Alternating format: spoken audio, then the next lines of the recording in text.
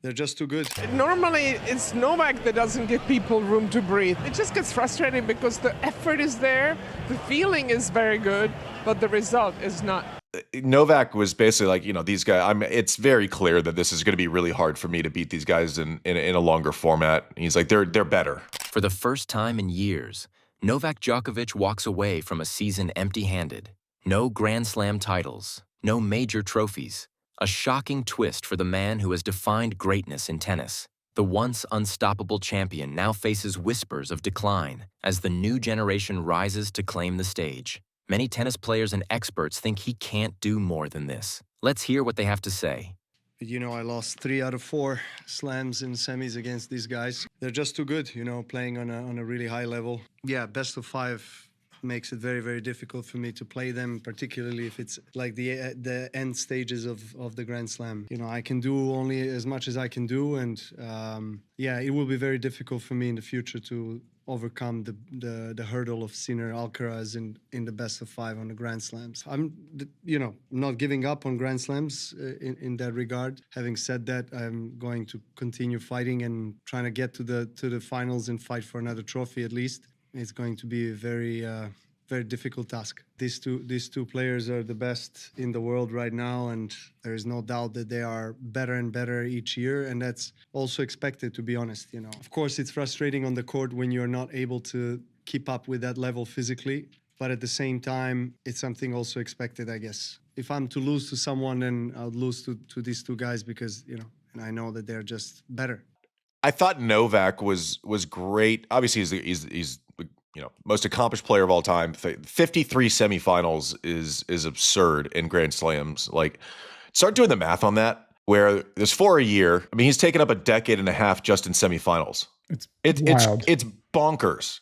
I played like 9. Like, maybe I'm giving myself credit too. Like, it's like really good players.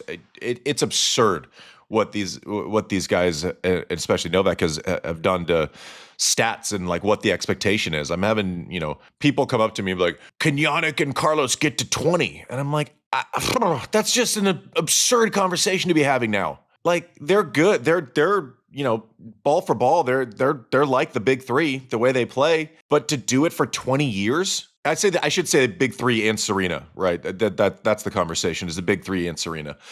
But to do it for 20 years is like the question. That's so hard. Novak was basically like, these guys, it's very clear that this is going to be really hard for me to beat these guys in a longer format. He's like, they're better, right? And that can't be easy for someone to say who's as good as he is and, is never, and it's counter. Like, everyone, when he came into tennis, Roger and Rafa were better than everyone. And credit to him, he was the only guy that wasn't going to say it. And look at where, like, I knew who they were. I was trying to beat them, but I'm like, I kind of want to get one in. I kind of want to try to win one. And he's never said that about anyone. I thought it was like the most sober, mature after-match press conference that I've seen. He's just like, they're better. Maybe I don't know. Maybe it keep going and I can sneak one, but on the day after day, week in, week out, they're better than I am. And listen, time is undefeated. Novak has given it hell. It's hard to kind of play part-time tennis, show up, and he makes the semis of the U.S. Open when he kind of hasn't played. He played one tournament in May, one tournament in July, one tournament in September, 3 Grand Slam semifinals. I never made 3 Grand Slams. I was number 1 in the world. I never made 3 Grand Slam finals in a year. He did it in the last 3 months. It's absurd what he's done. And Carlos was just brilliant start to finish, wouldn't let him breathe. Opened up the shoulders as soon as he got a chance, opened up the shoulders to the forehand. And then all of a sudden, Novak has to protect that drop shot. Like, he did not let him get into his rhythm where Novak would enter autopilot comfortably, right? He knows that, listen, I have more juice in my ball now than Novak does, and was just on it from the word go. When you see someone in the first 5 service games and they're not getting through any of them easily, you know it's going to be a bit of a problem. And credit to Novak, flipped it, and then early in the second set, got up a break. But Carlos hasn't dropped a set. First person since Roger Federer? That guy. Ooh. It was that guy. First in 10 years to make it to the U.S. Open final without dropping a set. 38 years old, Novak, 3rd best player in the world this year. And I don't know how you argue around it. It's absurd. Like, I was with Jimmy yesterday, Connors. He was 39 when he made the run, and it was like the craziest thing we'd ever seen. Yeah. It's like, oh my God, how could this guy make the semis? And it's like, no, that's like I did it four one times this year. Yeah. He's like, I did it 4 times this year. What of it? It's unbelievable. Absurd. Like you said, Novak in his post-game press conference was talking about, he's like, maybe in 3 sets, maybe I can get these guys, right? And I think that's what it is. This long format is just, you need everything, right? It's not just power. It's not just more knowledge. It all needs to come together. And then when you throw these two players in there, like it needs to be even more perfect than that. Yeah. It's what it is. This is probably a stupid analogy or an obvious one, but like, think about it. Like you can run fast, right? Everyone can sprint. Everyone has their top gear. Is it easier to sprint for like 30 yards? Sprinting for 300 meters is a lot harder. That's what the ask is, right? We can all be, we're not like, oh, my top speed is X. Great. Is your top speed X for 40 seconds? No, it's your top speed's X for like 12 seconds.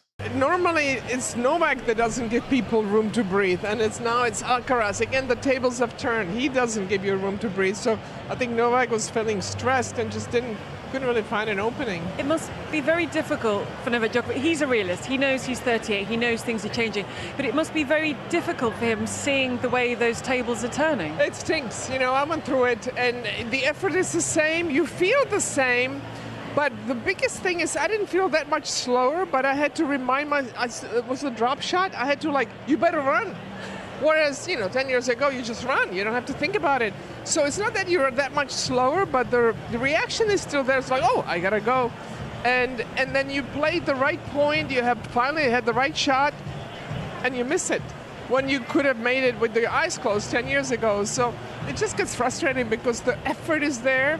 The feeling is very good, but the result is not. Novak, he made for over a decade and a half his career in these moments of being a complete wall, going lockdown mode anytime that there was these big long points. And I remember watching these epic rallies between Djokovic and Nadal where they would play 42, 45 shots late in the 5th set. And that's always been his go-to, just to completely outlast and outwork his opponent. At this stage, he feels like he has to press the initiative a little bit more, and that's why you see some uncharacteristic errors in those crunch time moments. When Carlos is even saying in his post-match interview, in an honest manner, like, look, I didn't play my best match, and he still won in straight sets. So that's showing you that must be nice to be that good. Yeah, right? Nice problem. Can you imagine? But that must have stung a little bit for Novak Djokovic when he hears those comments. Yeah, I hope he doesn't listen to that back, because he's going to be like, did you really not play that great? But, look, at the end of the day, Carlos is just being honest. He's saying, look, I had some errors in there. I don't make a lot of those errors sometimes in a lot of my matches,